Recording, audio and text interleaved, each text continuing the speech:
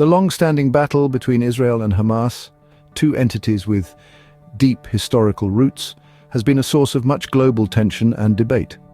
Unraveling the roots of the Israel-Hamas conflict is like peeling back the layers of a complex and ancient tapestry.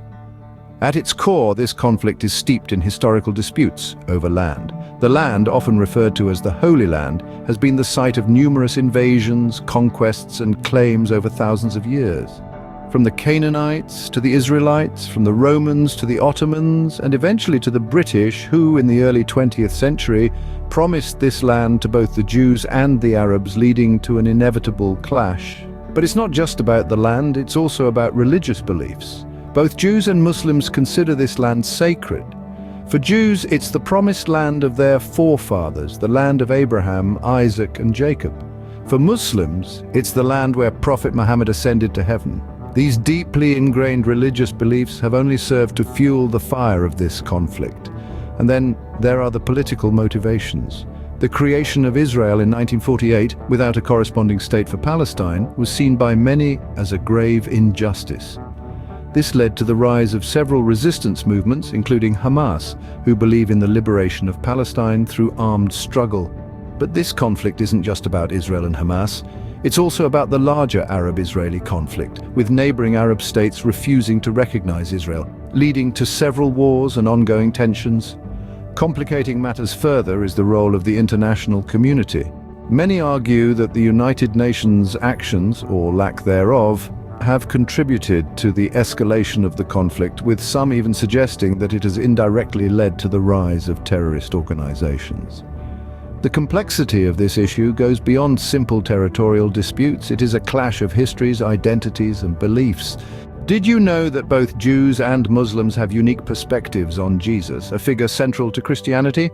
Let's start with the Jewish belief system. Jews view Jesus primarily as a historical figure and not as a divine entity.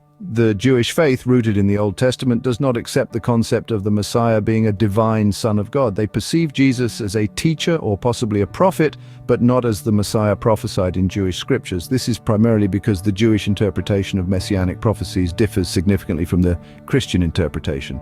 Now let's turn to the Muslim perspective. Islam, which emerged 6 centuries after Christianity, acknowledges Jesus, or Isa, as he is known in Arabic, as a revered prophet. Muslims believe that Jesus was born to the Virgin Mary in a miraculous birth, and that he performed miracles throughout his life.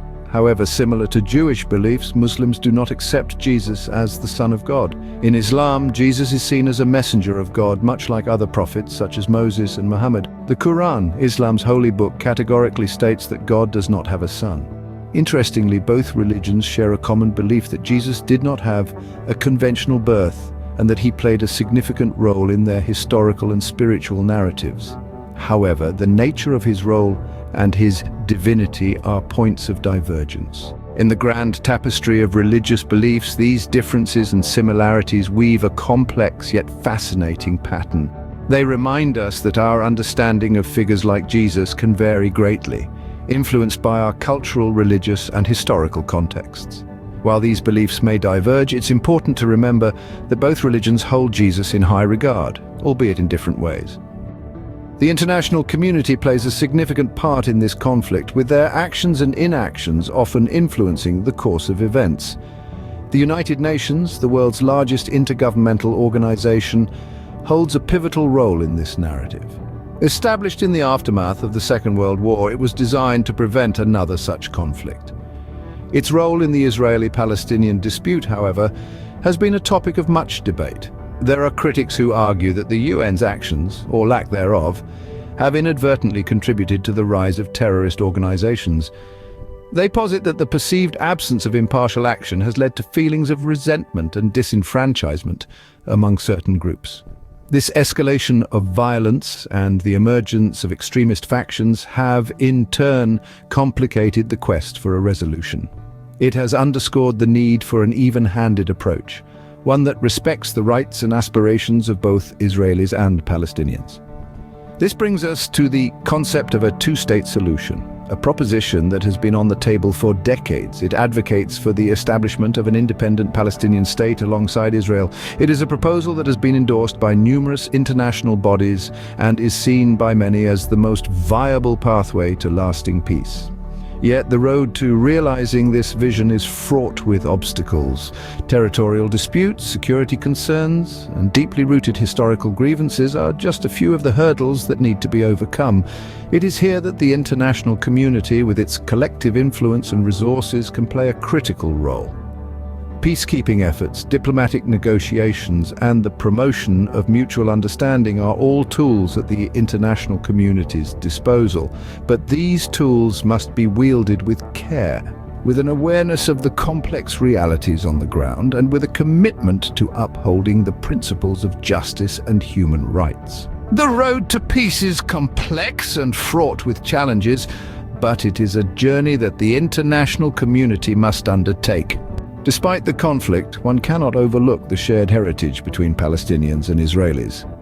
In the midst of strife, it's easy to forget that these two groups, often seen as polar opposites, are deeply intertwined in ways that transcend political borders.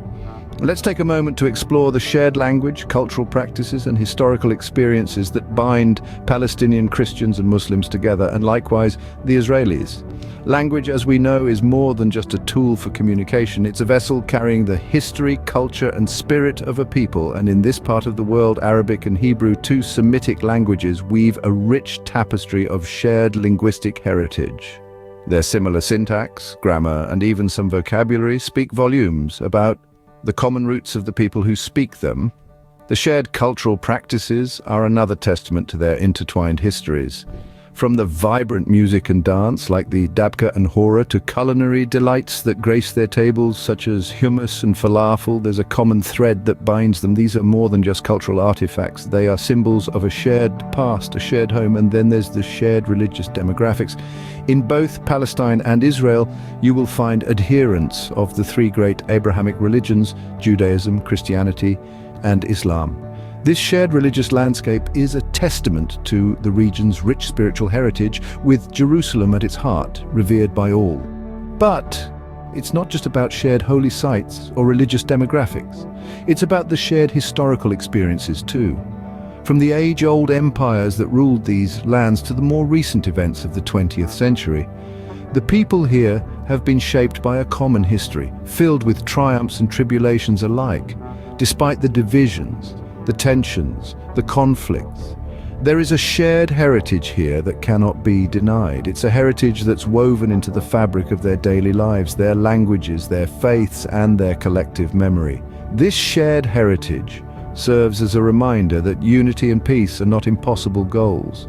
After all, a shared past can pave the way for a shared future, one where peace is more than just a distant dream. As we come to the end of our discussion, it's time to reflect on the information presented and consider the proposed solution.